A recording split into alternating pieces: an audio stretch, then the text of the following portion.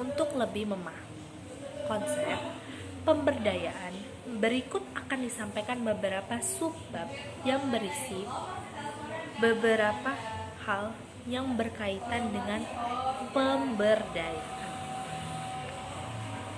Selanjutnya, pengertian pemberdayaan Kotelnikov membedakan pengertian pendelegasian.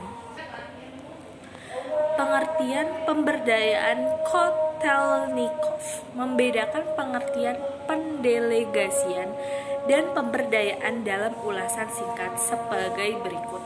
Yang pertama, delegation is an old idea used in the traditional management model.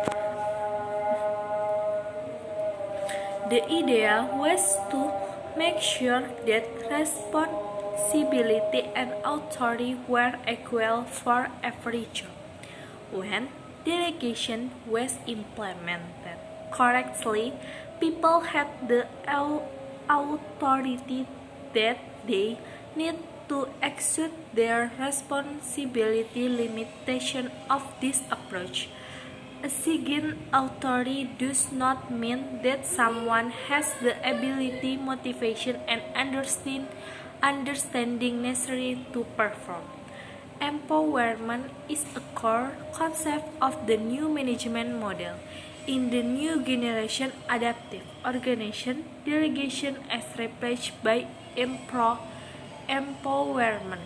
and responsibility by ownership. Authority and responsibility are formal aspects of organization.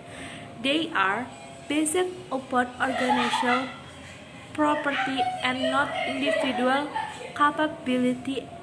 Empowerment and ownership are social aspects of organization. They are based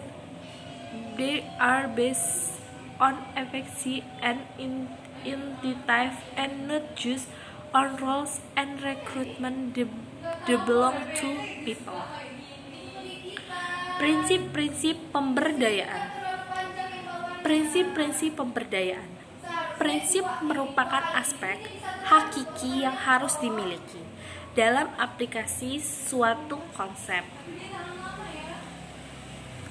Adapun beberapa prinsip pemberdayaan adalah sebagai berikut.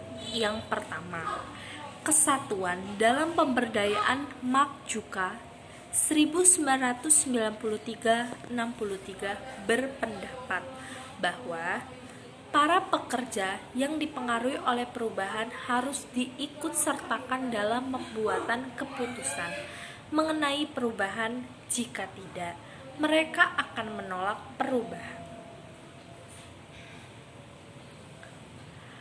Dalam organisasi yang mempraktekkan pemberdayaan, pegawai tidak diharapkan disuruh untuk mengerjakan sesuatu. Akan tetapi, mereka harus tahu apa yang harus dikerjakan. Peran utama manajemen adalah mendukung dan merangsang para pegawai bekerja sama untuk mengatasi hambatan-hambatan lintas fungsional dan berusaha untuk mengeliminir rasa takut dalam kelompok mereka sendiri. Pengambilan keputusan oleh pemimpin. Pengambilan keputusan oleh pemimpin adalah proses kritis dalam menjalankan tugas kepemimpinannya.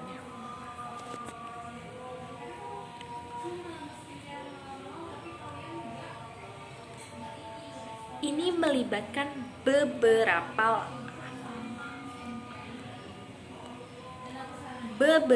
langkah dan pertimbangan yang cermat untuk memastikan keputusan yang diambil sesuai dengan visi, misi, dan tujuan organisasi atau tim yang dipimpinnya. Berikut adalah beberapa aspek penting dalam pengambilan keputusan oleh seorang pemimpin. Pemahaman terhadap situasi. Pemimpin perlu memahami situasi secara menyeluruh sebelum membuat keputusan.